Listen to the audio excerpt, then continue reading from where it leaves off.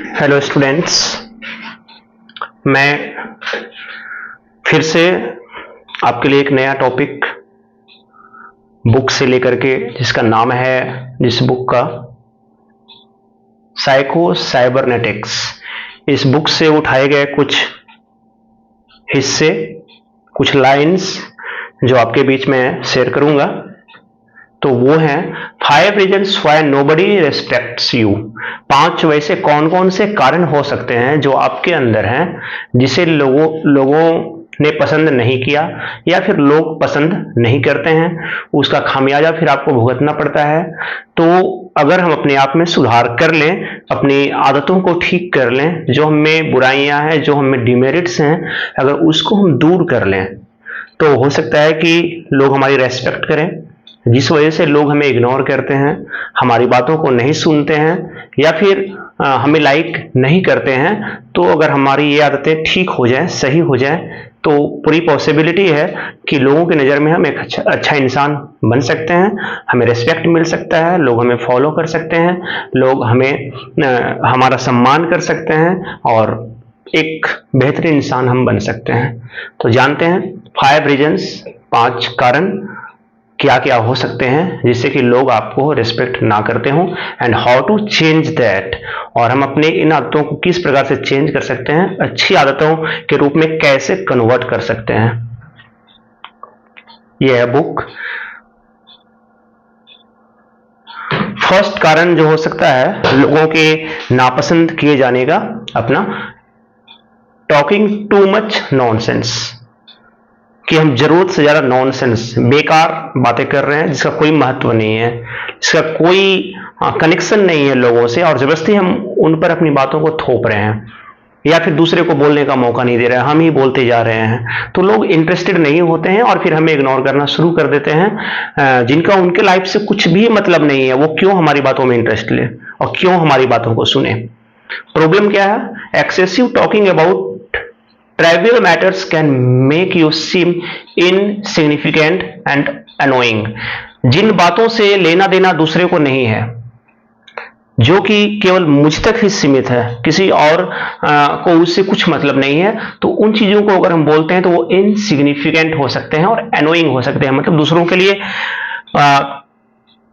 कोई इंपॉर्टेंस नहीं रखेगा वो चीज, और ना ही वो इसलिए इंटरेस्ट लेगा, एनोइंग होगा, उनको परेशानी होगी, उनको आपकी बातों को सुन सुन करके आपकी बकवास को, आपकी बेमतलब की बातों को उन्हें बुरा लगेगा, और इसलिए वो आपका रिस्पेक्ट नहीं करेंगे। आपको दिखाने के लिए वो भले आपकी बातों को सुन सकते हैं, लेकिन अंदर से वो ये सोच रहे होते हैं कि जल्दी से इसको किसी तरह से खत्म हो जाए इसकी बात, इसको झेलना ना पड़े। तो इसका सॉल्यूशन क्या है? Be mindful of your contributions to conversations, कि आप जब बात कर रहे हो किसी से, अपने सामने वाले से बात कर रहे हो, तो आप उसी चीज को कंट्रीब्यूट करें, मतलब शेयर करें उससे, उसको बताएं जो कि माइंडफुल हो। जिन चीजों में अगले आदमी को, जो आपकी बात को सुन रहा है, उसको भी किसी प्रकार का इंटरेस्ट हो, किसी प्रकार का फायदा हो, किसी प्रकार की जानकारी उसे मिले, किसी नए चीज के बारे में वो जाने, नया कुछ एक्सपीरियंस हासिल करें, वैसी बातों को शेयर करें।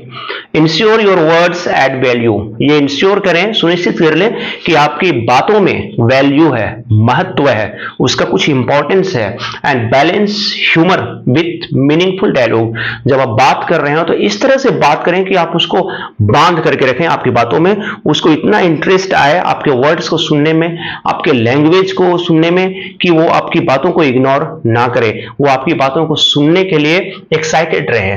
तो अगर इस तरह से अगर आप सॉल्यूशन को निकालते हैं, जो महत्वपूर्ण बातें हैं आप उन्हीं को कहें, जो दूसरों के लिए इंपॉर्टेंट है उन बातों को ही कहें, और इसमें वैल्यू हो, बैलेंस हो और मीनिंगफुल है वो बात, उन्हीं बातों को आप कहें किसी के पास। Second, making it all about you. याद रखिए कि अगर केवल आप अपने बारे में ही बात कर रहे हैं, dominating conversations with your own stories, केवल अपनी कहानियां ही सुनाते जा रहे हैं, अपनी आप बीती जो आपने झेली है, जो आप पर गुजरी है, या जो आपने अचीव किया है, या फिर जो आप करना चाहते हैं, जो आपकी प्लानिंग है, उन चीजों के बारे में ही केवल बताते जा रहे हैं, तो आप सेल्फ सेंटर्ड टॉकिंग कर रहे हैं, केवल अपने ही बारे में। और आज के समय में कोई भी आदमी इतना फुर्सत में नहीं है, कोई भी आदमी इतना खाली नहीं है कि अपना समय को बर्बाद करके केवल आपकी बात को सुने। इसलिए कभी इस तरह की बात नहीं करें जिसमें कि केवल और केवल केवल और केवल आपकी कहानियां, आपकी आप बीती, आपके दुख, आपके दर्द, आपके चोट, आपके साथ जो बुरा हुआ है, जो दुखद हुआ है, उन चीजों को केवल आपसे अपने टॉकिंग में शामिल करेंगे तो वो सेल्फ सेंटर्ड हो जाएगा, केवल अपने तक ही आप सुना पाएंगे। एंड इगोटिस्टिकल, अपनी अचीवमेंट के बारे में, अपने बड़े बड़े कारनामों के बारे में, कार्यों के बारे में, मेरे पास 2 गाड़ियां हैं, मैंने वहां जमीन ले लिया, मेरे पास इतना बड़ा धन आने वाला है, ये होने वाला है, तो वो इगोइस्टिकल हो जाता है। आप समझिए कि ईगो की तरह आप बात कर रहे हैं और उसमें अगले आदमी को कोई इंटरेस्ट नहीं होगा, बल्कि उसको जलन होगा और जलन के मारे वो आपकी बात को नहीं सुनेगा। सॉल्यूशन क्या है? Practice active listening. कोशिश कीजिए कि लिसनिंग ऐसा हो जो कि एक्टिव हो। आप कुछ बोले, वो भी कुछ बोले, आप कुछ कहने जा रहे हैं, उसमें उसको कुछ सवाल पूछना, वो पूछें। उनसे जब बात कर रहे हो तो वो जो कुछ कहे उनमें कहीं आपको एक्साइटमेंट आए, कुछ क्वेश्चंस करने हो, क्वेरी करने हो, आप उनसे पूछिए, इस तरह की बात हो। सो genuine interest in others experiences. आप अपने बारे में जब बता रहे हो तो दूसरों के बारे में, जो सामने है, उसके एक्सपीरियंस के बारे में भी, उसके लाइफ के बारे में भी, उसके प्लानिंग के बारे में भी उसको कहने का मौका दें। उसकी बात को भी उतनी ही तल्लीनता से सुने जितना कि आप चाहते हैं कि आपकी बात को अगला आदमी सुने। तो उनको भी मौका दे अपने शेयर करने का, अपने लाइफ की चीजों को, अपने प्लानिंग को, अपने अचीवमेंट को, अपने दर्द को, जो भी है उनके पास, उनको भी मौका दीजिए। And achievements to foster mutual respect and connection. Mutual हो, आप बोले तो अगले आदमी को भी बोलने का मौका दें। आपके साथ जो हुआ है वो आप सुना लिए, अब उसकी बातों को भी जरा सुन ले पेशेंस के साथ। ऐसा नहीं कि आप अपनी बात को कह लिए और जब उसकी बारी आए तो आप बोर महसूस कर रहे हैं, या ऊब गए, या इग्नोर करने लगे, या उसकी ओर देख के बात नहीं कर रहे हैं, तो फिर ऐसा कन्वर्सेशन मायने नहीं रखता है। लोग आपको इग्नोर करेंगे, आपका रिस्पेक्ट नहीं करेंगे, डिसरिस्पेक्ट किए जाएंगे आप। Third, doing immature things. ऐसी चीजें जो कि इमैच्योर हैं, जिसके बारे में आपको कोई नॉलेज नहीं है, कोई जानकारी नहीं है, कोई एक्सपीरियंस नहीं है, आप अगर इन चीजों को अपनी बातों में शामिल करते हैं, इंगेजिंग इन सिली, मूर्खतापूर्ण बातों को।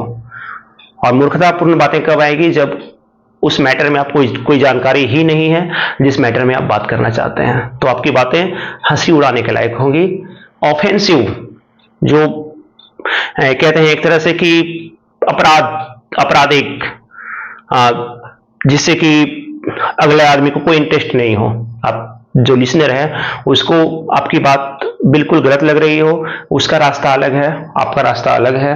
और क्रूड बिहेवियर, जब आप किसी के साथ बहुत ही कड़ा व्यवहार करते हैं, बहुत ही अधिक अपने आप को गुस्सैल किस्म का या इरिटेटेड व्यक्ति की तरह या किसी और तरह से जो कि आपके लिसनर को पसंद नहीं आ रहा है, तो इस प्रकार का अगर बिहेवियर होता है तो यह दिखाता है कि आप इमैच्योर हैं। मतलब आपके पास कुशलता नहीं है, पूरी नॉलेज नहीं है, कोई एक्सपीरियंस नहीं है इस मामले में, किसी प्रकार की कोई भी आप इंपॉर्टेंस जो है इस मैटर में जिसमें बात कर रहे हैं उससे लेना देना नहीं है, और अनडिजर्विंग ऑफ रिस्पेक्ट। जब ऐसा हो जाएगा तो आप अनडिजर्विंग ऑफ रिस्पेक्ट हो जाएंगे, मतलब रिस्पेक्ट के लायक आप नहीं रहेंगे।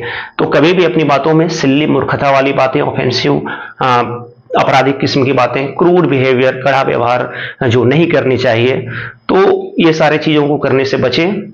और अगर आप करते हैं तो आपको लोग इमैच्योर समझेंगे और रिस्पेक्ट आप डिजर्व नहीं कर पाएंगे। सॉल्यूशन क्या है? Strive for maturity in your interactions.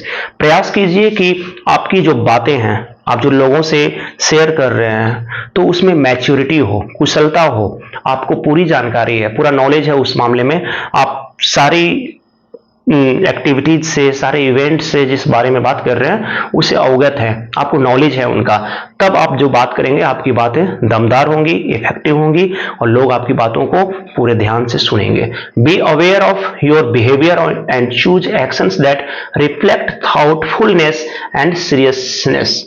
आप इस बात का हमेशा ध्यान रखें कि आपका व्यवहार जो है और आपके जो काम करने के तरीके हैं वो ऐसे होने चाहिए जो कि थॉटफुलनेस को दिखाए, कि आप एक आपके अंदर एक विचार है, बड़ा विचार है, आप सोच समझ कर कोई डिसीजन लेते हैं, या अपनी बातों को जब बोल रहे हैं तो उसके लिए आपने प्रिपरेशन किया हुआ है, सोचा हुआ है पहले से कि कैसे बोलना है, क्या बोलना है। अंदर जब आप बहुत सारा एनालिसिस करके आए हैं तब अपनी बात को आप लोगों के सामने रख रहे हैं। तो इस प्रकार से अपनी बातों को कहिए, और सीरियसनेस, गंभीरता आपकी बातों में नजर आनी चाहिए कि आप जो बात कर रहे हैं उसको सुनने के लिए दूसरे व्यक्ति जो आपके सामने हैं वो लगे उनको कि बहुत ही सीरियस मैटर में बात हो रही है और बहुत ही प्रिपरेशन के साथ आप इस मैटर में अपनी बात को रख रहे हैं।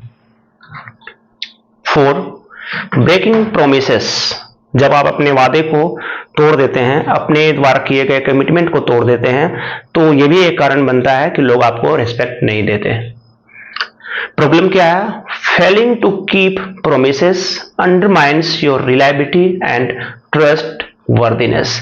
जब आप किसी के सामने कोई कमिटमेंट करते हैं, कोई प्रोमिस करते हैं और अगर उसको आप तोड़ देते हैं तो इससे जो आपकी विश्वसनीयता है, जो भरोसा है, जो आपके ऊपर दूसरे का फेथ है वो टूट जाता है। और टूट जाता है, एक बार जब विश्वास टूट जाता है तो दूसरी बार विश्वास को बनाए रखना बहुत मुश्किल होता है। लोग फिर से आपकी बातों पर विश्वास करेंगे या आपका विश्वास करेंगे, इसकी संभावना बहुत ही कम होती है। इसलिए जब भी आप कोई कमिटमेंट करें, कोई प्रॉमिस करें, तो आप उसको जरूर पूरा करें। ऐसा करने से लोग आपको रेस्पेक्ट भी देंगे, लोग आपसे सीखेंगे भी, और आपका प्रॉपर एक जो सम्मान है वो लोग जरूर करेंगे। Solution, honour your commitments to others. आपने जो कमिटमेंट किया है, जो आपने किसी के सामने अपना स्टेटमेंट दिया है, तो उसका सम्मान कीजिए, उसको पूरा कीजिए। एंड योरसेल्फ, खुद के लिए भी, कि मैंने कहा है अगर मैं इसको नहीं करूंगा तो अपने ही नजरों में मैं गिर जाऊंगा, मैं एक अच्छा इंसान नहीं कहलाऊंगा। मुझे बार बार मेरी अंतरात्मा मुझे कहेगी कि तुमने ऐसा कहा था लेकिन तुमने ऐसा नहीं किया। तो इन चीजों से बचिए, अपने कमिटमेंट को पूरा कीजिए। Building a reputation as someone who follows through will earn you respect.